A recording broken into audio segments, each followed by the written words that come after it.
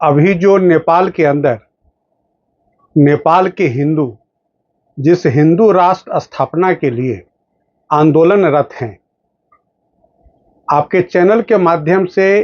नेपाल के अंदर जो सनातनी आंदोलन चल रहा है, हिंदू राष्ट्र के लिए जो आंदोलन चल रहा है, राजतंत्र बहाली के लिए जो आंदोलन चल रहा है, उसके पृष्ठभूमि में थोड़ा जाना बहुत आवश्यक है। बचपन से हम लोगों ने सुना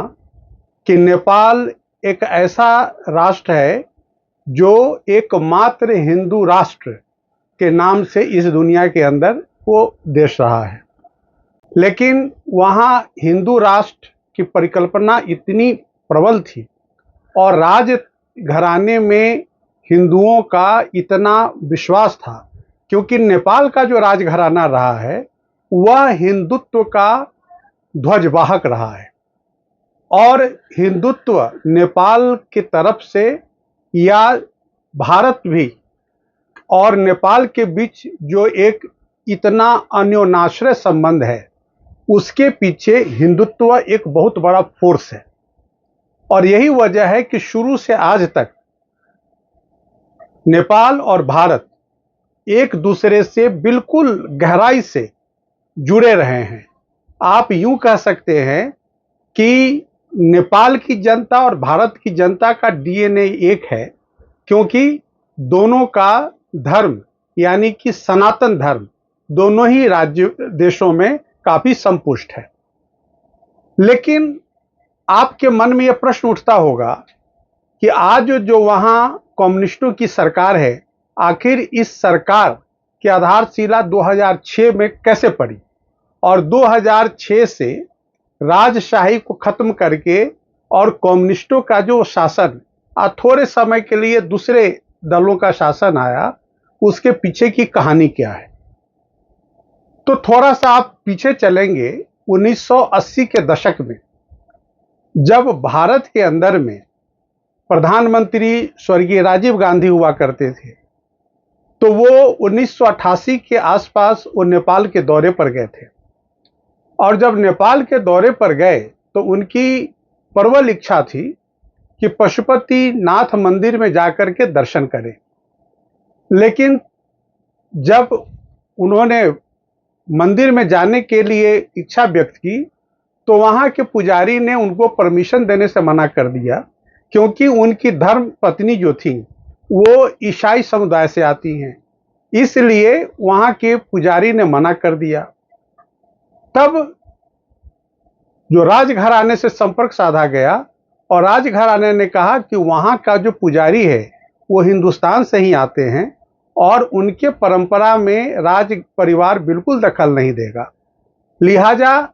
राजीव गांधी सब परिवार उस मंदिर में नहीं जा सके। वहीं से एक टर्निंग पॉइंट शुरू होता है राजघराने के प्रति कि उन्होंने जो राजीव गांधी जी को परमिशन नहीं दिया, उसके बाद से एक क्रिया प्रतिक्रिया शुरू होता है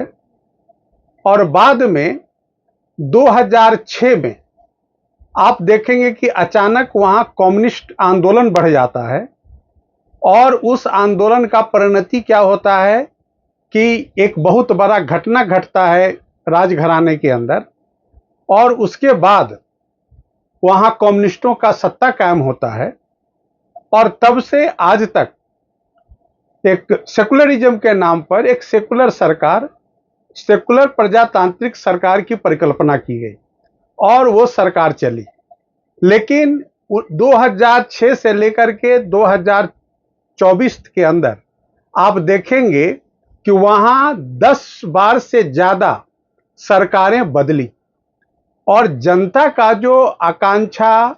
या उनका जो अपेक्षाएं थी सरकार से वो पूर्ण होती नहीं देखी। एक तो ये बहुत बड़ा दुर्भाग्य वहां के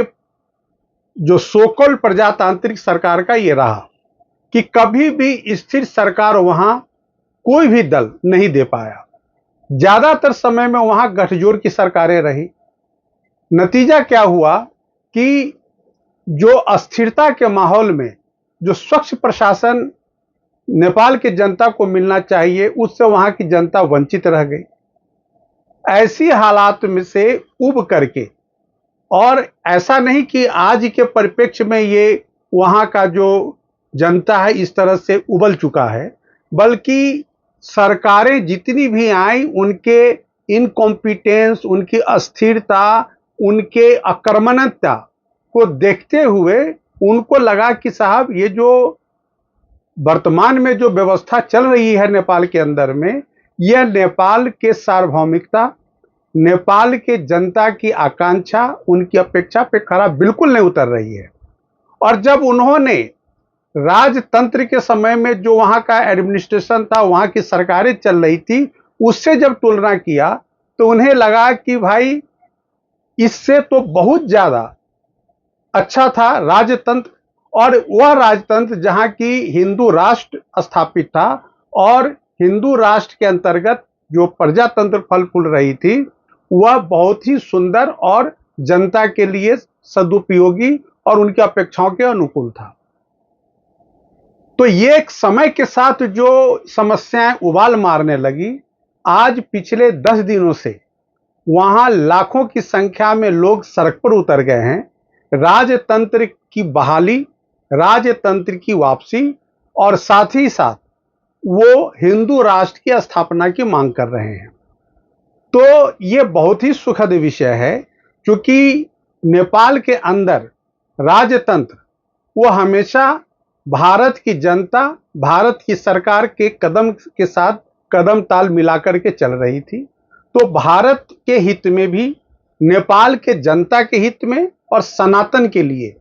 राजतंत्र का होना नेपाल के अंदर में और हिंदू राष्ट्र की पुनर्स्थापना का होना नितांत आवश्यक है। आपने देखा है कि जापान के अंदर में प्रजातंत्र जो है वो राजा के अंदर फल फूल रहा है। यूनाइटेड किंगडम के अंतर्गत राजशाही है, लेकिन वहां पार्लियामेंट्री डेमोक्रेसी फल फूल रहा है। तो इस तरह से अगर आप राजा को सत्ता वापस देते हैं और वहां हिंदू राष्ट्र की पुनर्स्थापना होती है, तो निश्चित रूप से जो सराउंडिंग कंट्रीज हैं उनके साथ भी उनका संबंध पहले बहुत अच्छा हुआ करता था, वो अच्छे संबंध फिर जारी रहेंगे और नेपाल भी फलता फूलता रहेगा और उसके पड़ोसी मुल्कों में भी सुकून और चैन बना रहेगा। तो इस लिहाज से भी आप देखेंगे कि वहां राजतंत्र का वापस और हिंदू राष्ट्र की स्थापना बहुत जरूरी है। दूसरा जो बात है कि जो अभी वर्तमान में जो वहां सरकारें आई 2006 के बाद, वो प्रजातंत्र के नाम पर तो जरूर आ रही हैं, लेकिन सेकुलरिज्म के नाम पर किस तरह से दूसरे समुदाय के लोगों का इन्फिल्ट्रेशन कराया जा रहा है बड़े पैमाने पे। तो नतीजा क्या है कि वहां जो सनातन धर्म के जो लोग हैं वो मार्जिनलाइज्ड फील करने लग गए हैं। उनको लग रहा है कि उनका जो पॉपुलेशन है उसको कमतर किया जाने का एक बहुत बड़ा प्रयास है। तो यह भी वहां के सनातन लोगों के बीच जो एक आप देख रहे हैं कि खलबली मची हुई है, उसके पीछे जो सो कॉल्ड सेकुलर गवर्नमेंट का वहां नेपाल का जो एक इनका जो एक प्रयोग है, वो भी उनके असंतोष का बहुत बड़ा कारण है।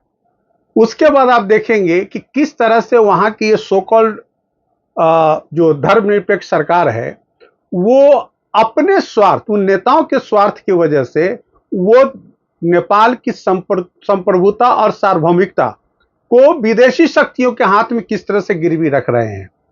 तो इन तमाम बातों को देख करके उनको लगा कि नहीं साहब, अभी जो सेकुलर डेमोक्रेसी वहां चल रही है और सेकुलर डेमोक्रेसी के नाम पर जो खेल नेपाल की जनता को धोखा दिया जा रहा है, नेपाल की सार्वभौमिकता और संप्रभुता को चुनौती दी जा रही है, उन तमाम बातों को ध्यान में रख करके जनता सड़क पर उतर आई है। वो राजतंत्र की बहाली और हिंदू राष्ट्र की स्थापना की मांग कर रही है। तो भारत के जनता के नाते ये हम सबों का कर्तव्य बनता है कि उन्हें हम मोरल सपोर्ट दें, उनको नैतिक सपोर्ट दें, ताकि वो अपने प्रयास में, वो अपने आंदोलन में सफल हों, वहां राजतंत्र की बहाली हो और हिंदू राष्ट्र की पुनर्स्थापना हो। जय हिंद।